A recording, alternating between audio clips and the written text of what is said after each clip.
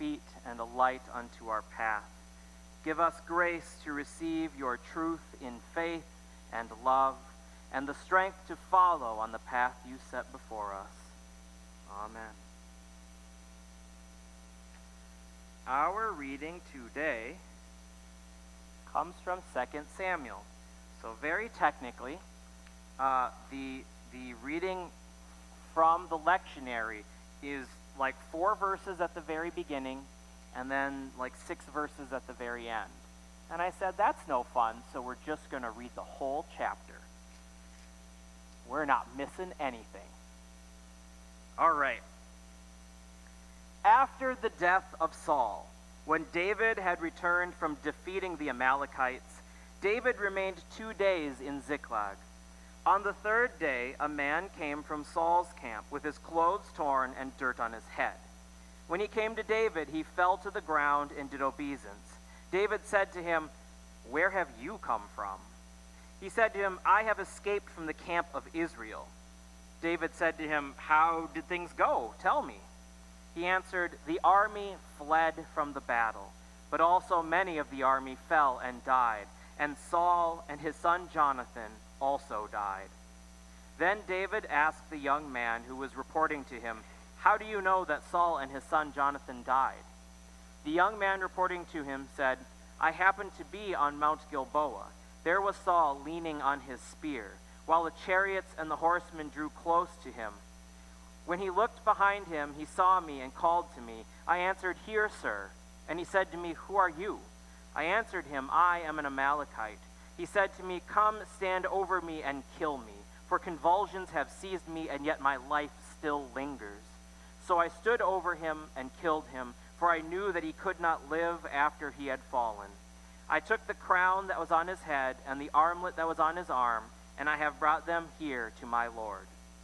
Then David took hold of his clothes and tore them, and all the men who were with him did the same. They mourned and wept and fasted until evening for Saul and his son Jonathan, and for the army of the Lord and for the house of Israel, because they had fallen by the sword.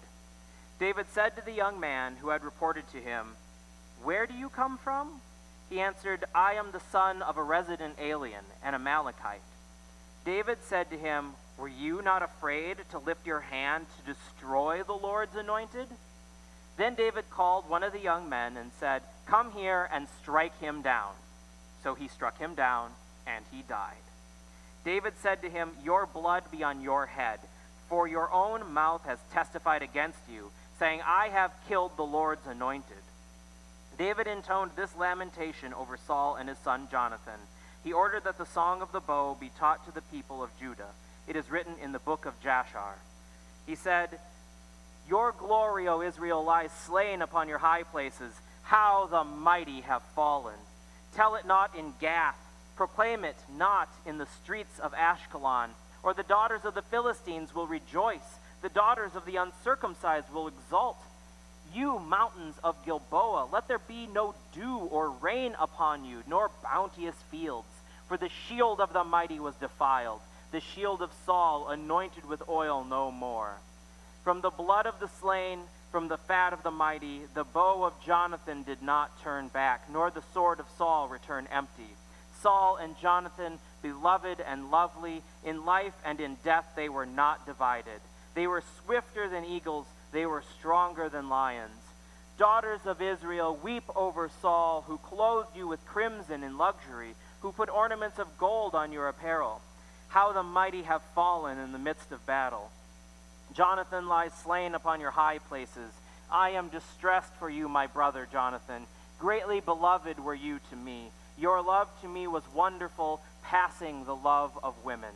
How the mighty have fallen, and the weapons of war perished.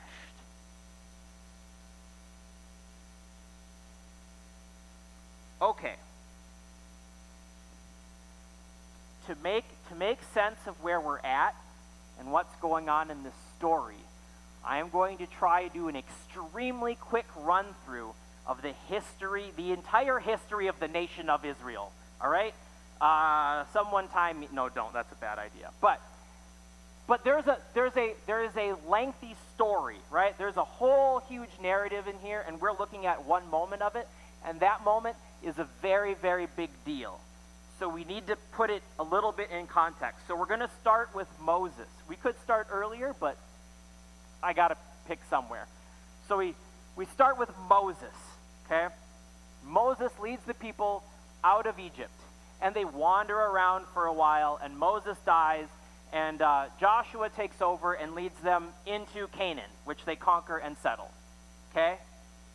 That's Exodus and Joshua, and we're good. Then they live there for a while under the command of people who, in most translations, it will refer to as judges, right? We have the book of Judges. That's a terrible name. That's a terrible English rendering of it, but that's what we've decided on for some reason. The judges are more like warlords, okay? They're just, something bad is going on.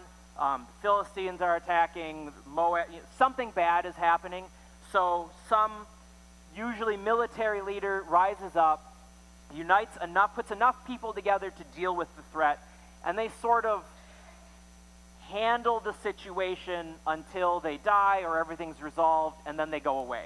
But there's no real unity to Israel, right? It's just the tribes and their territories, and whenever they really need to work together, somebody rises up to lead them, and they work together.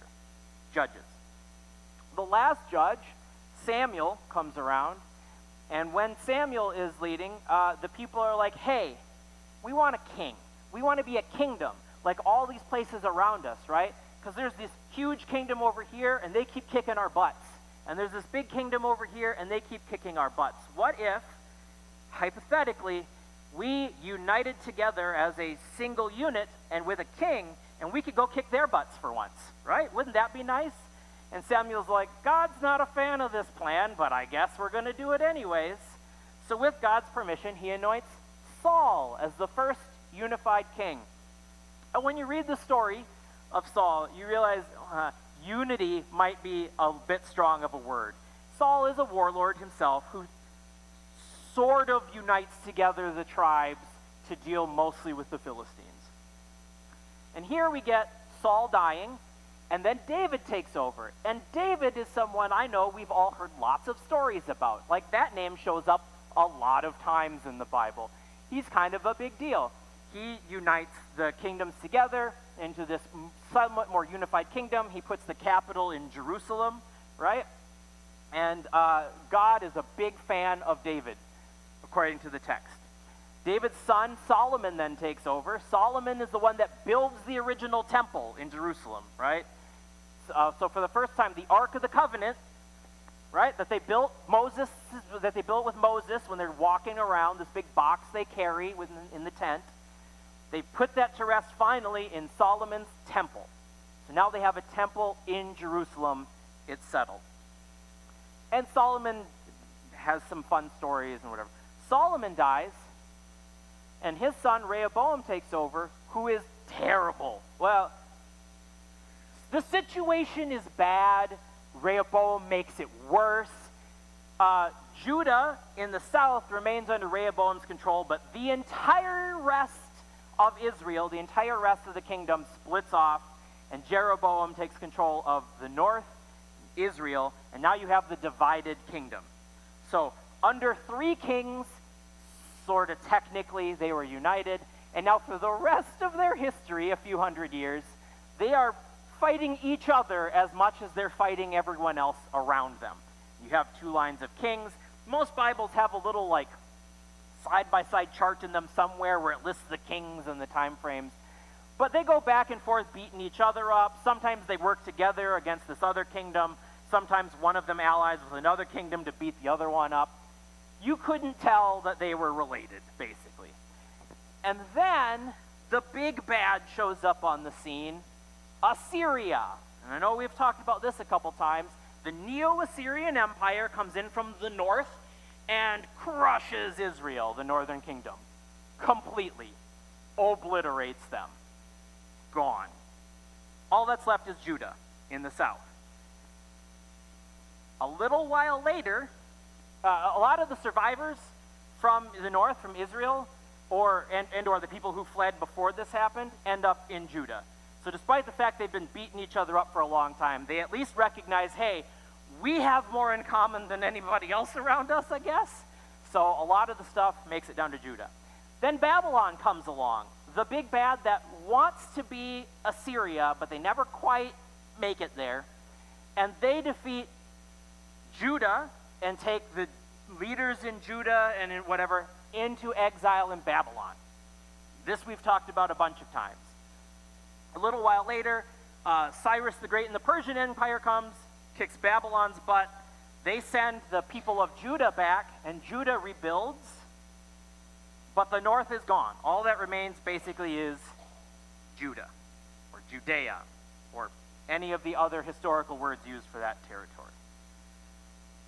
And then they get conquered by Greeks, and then they get conquered by Rome, and it keeps going from there. But that's kind of the really fast history of the kingdoms and the state that is Israel there. Okay. So in this moment that we're talking about today, Saul, who was picked as the first king over all the territory, Saul was anointed, he prophesied, he was great, and then shortly into his career, he did some stuff that God didn't like. So God said, nah, we're not going to keep going with Saul's lineage. And he had Samuel go and anoint David, who was like the 8th son of a nobody farmer in the middle of nowhere. Okay? So unimportant that when Samuel arrived, he didn't even get called in from the fields to join in the festivities because they figured 7 of the boys is probably enough, right? He's nobody. He gets anointed as the next king. He ends up as sort of a warrior himself, fighting occasionally alongside Saul. When Saul realizes that David is more popular than him, Saul tries to kill David repeatedly. There's a whole bunch of great stories in here of Saul trying to hunt down and kill David, and at least 2 times where David gets the drop on Saul and could kill him but refuses to because he's still the anointed. So David spends like half of his military career hiding with the Philistines that Saul is fighting in order to not get killed by Saul. And then Saul dies, and he takes over as king. But in this story, Saul dies. Saul gets hit in battle, right? He's wounded. He calls over this guy and says, look, I'm not going to survive. Finish me off so the Philistines don't get the satisfaction of doing it. He's like, okay. Finishes him off, takes his crown. It's probably more like a headband kind of thing. They didn't do that kind of crown. Anyways, took the crown and the armband, runs south to where David is. Gives it to him. I want to read for you from a little bit from the last chapter of 1 Samuel. So this is just a few verses before what we read. Okay? The Philistines fought against Israel, and the men of Israel fled before the Philistines, and many fell on Mount Gilboa. The Philistines overtook Saul and his sons. The Philistines killed Jonathan and Abinadab and Malchishua, the sons of Saul. The battle pressed hard upon Saul. The archers found him, and he was badly wounded by them. Then Saul said to his armor-bearer, draw your sword and thrust me through with it, so that these uncircumcised may not come and thrust me through and make sport of me. But his armor-bearer was unwilling, for he was terrified. So Saul took his own sword and fell upon it. When his armor-bearer saw that Saul was dead, he also fell upon his sword and died with him. So Saul and his 3 sons and his armor-bearer and all his men died together on the same day. When the men of Israel who were on the other side of the valley and those beyond the Jordan saw that the men of Israel had fled and that Saul and his sons were dead, they forsook their towns and fled, and the Philistines came and occupied them. The next day, when the Philistines came to strip the dead, they found Saul and his 3 sons fallen on Gilboa. They cut off his head, stripped off his armor, and sent messengers throughout the land of the Philistines to carry the good news to the houses of their idols and to the people. They put his armor in the temple of Astarte. They fastened his body to the wall of Bethshan.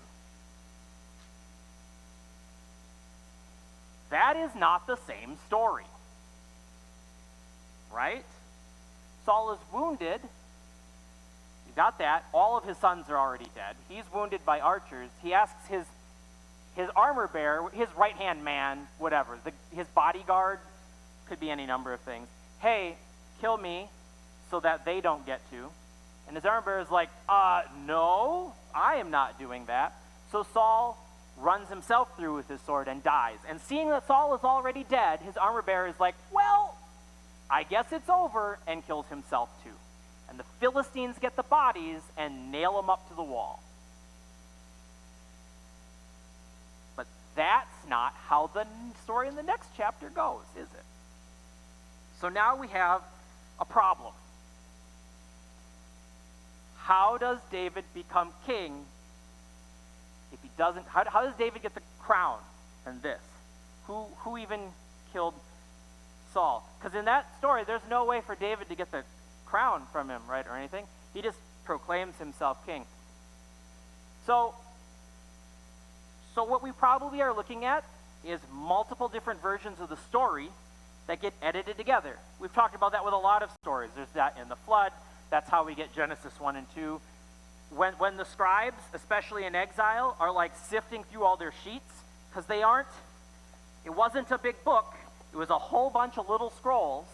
And they're like, oh, these two are like basically the same story. We'll just throw them both in, like next to each other.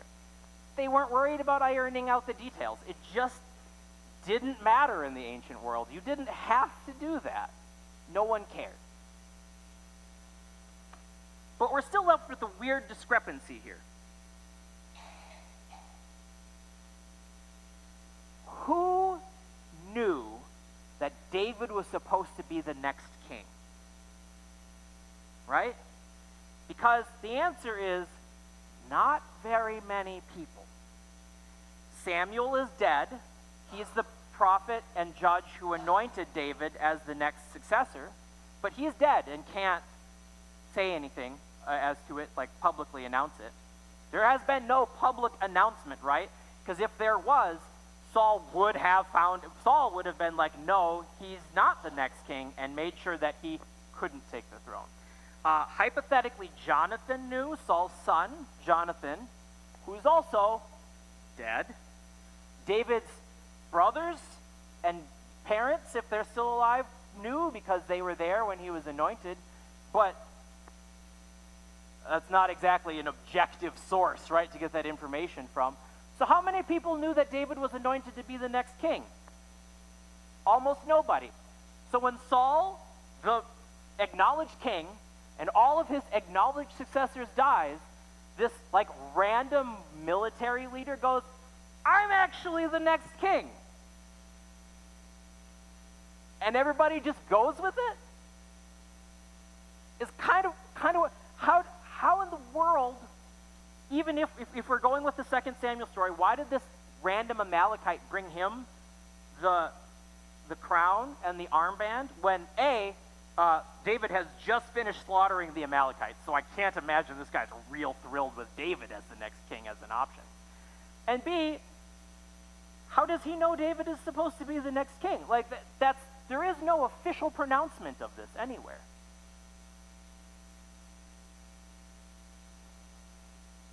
I am going to propose an alternative that the bulk of biblical scholars who study this look at and say, we're going to jump ahead. I wrote this sermon like 4 different times. I got to remember sequence here. Judah is all that's left, right? After Babylon, Judah is what's before Babylon. After Assyria, Judah is all that's left. The southern kingdom that has been ruled for centuries by David's lineage. Not the north. The northern kingdoms did not themselves claim lineage from David. And we know this because we have monuments from these places, all right? The kings of Judah put up monuments referring to themselves as being from the house of David. They themselves in actual rocks that we have still over there mention that. Nobody in the north does. And even if we were going to say that the first couple were, If you read through the books of Kings and Chronicles, David's line in the north, hypothetically, after Jeroboam, ends up dying out, and a different family line comes in to rule the north. The north is not, the leadership of the north, the kingdom of the north is not ruled by David's lineage. When the north falls and they bring all of their surviving implements from the temple at Shechem, when they bring everything from Samaria, that area is called Samaria, by the way, the northern part, the capital city was Samaria. So in the New Testament, all the people that nobody likes, that are called Samaritans, those are the people that survived Assyria conquering the territory, to be clear. And they still don't like them 700 years later when we're writing the New Testament. Anyways, they bring all this stuff south. They bring these stories. Judah is all that's left. And so when they go and write these texts, because nobody's writing them the moment they're happening, nobody is writing these texts the moment they're happening. This is stories passed down that get put on paper. They look at it and say, you know what? David was the rightful king of all of it. And his son held it sort of, and then it split. Because if we look at other biblical evidence, like stuff from Judges and stuff from elsewhere in 1st and 2nd Kings, and actual historical monuments, there is a great deal of evidence that there was never a united kingdom.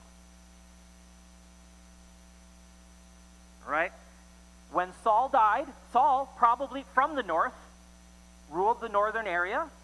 This guy David, who was a nobody but became a really phenomenal military mercenary leader, which is literally what he does in here. He's a mercenary leader that works for Saul occasionally, declares himself king.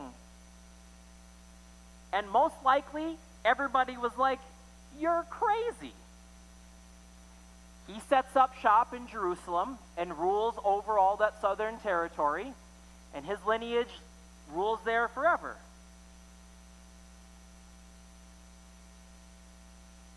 And when the north is destroyed and they bring their documents south, they say, actually, he was rightfully the king of the north too. Because Israel, the northern part, the word that we still use to refer to that whole area, like even today, the word that's used overwhelmingly, Israelites, right? Israel, the northern kingdom, was significantly larger and wealthier and more powerful and more complex. And Judah was a little backwater kingdom to their south. So they say, hey, we are now the inheritors of their history, of their story. We were, at one point, together. Briefly. Very briefly. See? That's a really uncomfortable thought, right? Because there are differences in the stories in here. There's another part where it says that Saul was just killed by the Philistines, that he didn't take his own life or his armor bearer.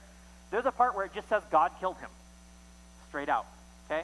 So it's one thing to acknowledge inconsistencies in here. It's another one to say, hey, probably none of these match the actual history. And that has a lot of implications, too, for, like, Jesus. Because where does Jesus' lineage really draw from? David. And David's claim to the throne was, God said so? And nobody else acknowledged it? That is very, very uncomfortable. But here's the thing.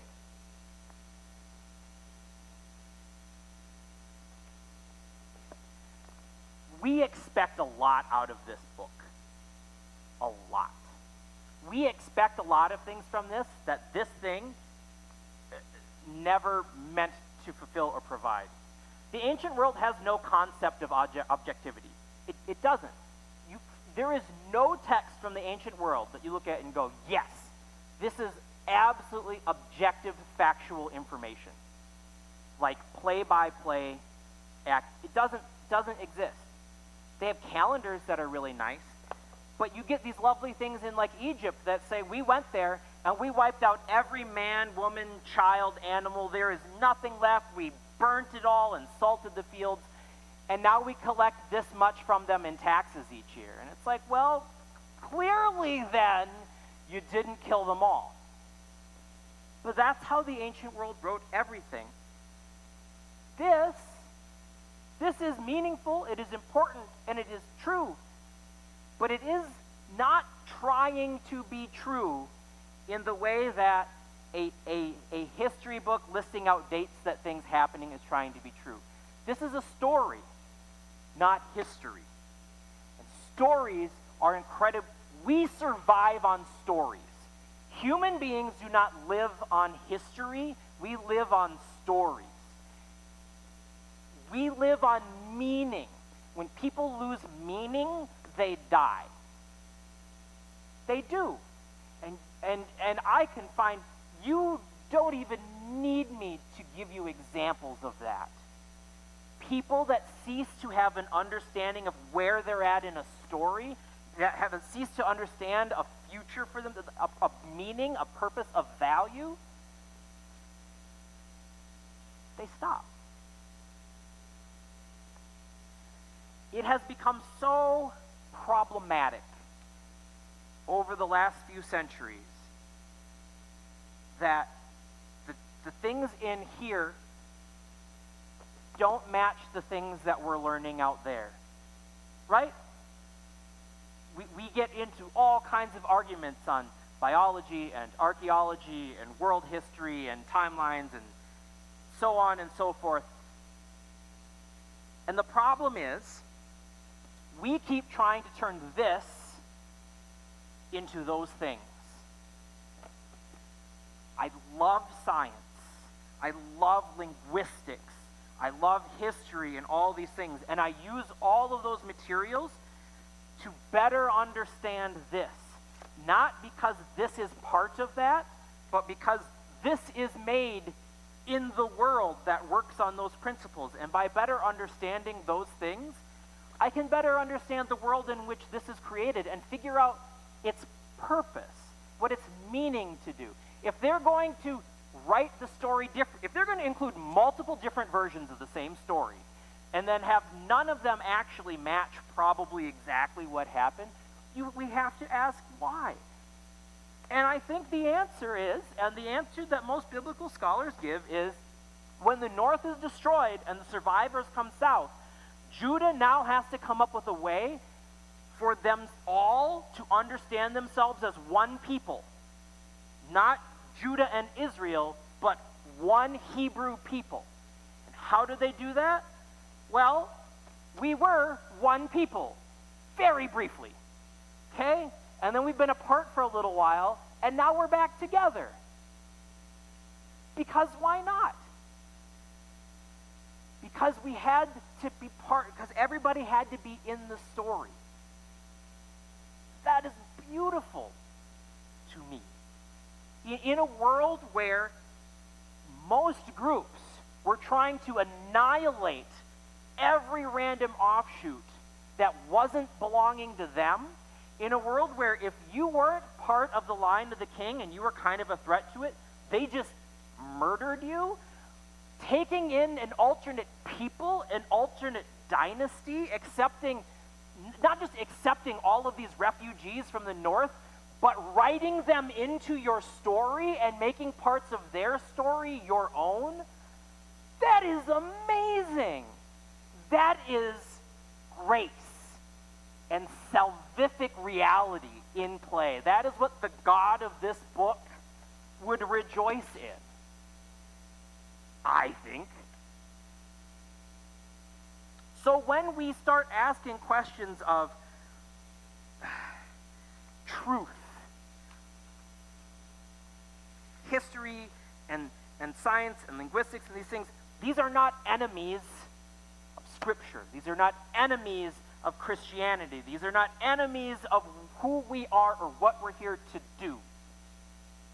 Because all of those things can tell us about stuff, but they can't tell us meaning. And the purpose of this isn't to answer all the questions of history, isn't to answer all the questions of biology and chemistry and physics, isn't to answer all the stuff.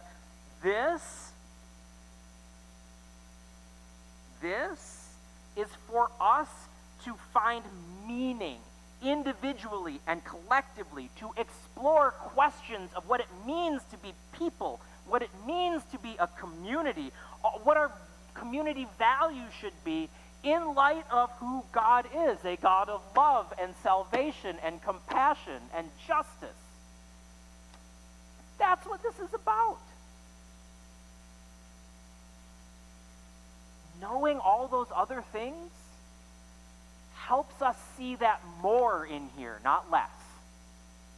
Because if we try to replace all of those other fields of study with this, we just get narrower and narrower and narrower and narrower in the world that we can accept and acknowledge and work with.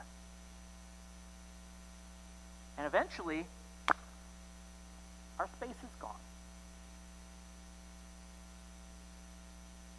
So, I love the thought that this is historically wrong, because I love what that means for the story it tells us. A story of the end of one dynasty and the inclusion of all of the survivors of that dynasty in another, to make them part of the story, to bring their peoples and their stories together in one.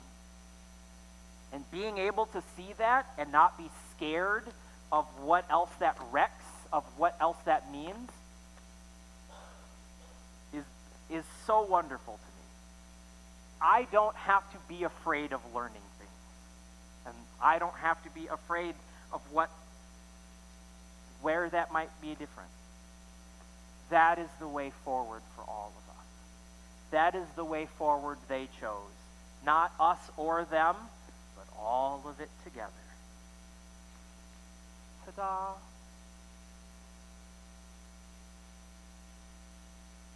Amen.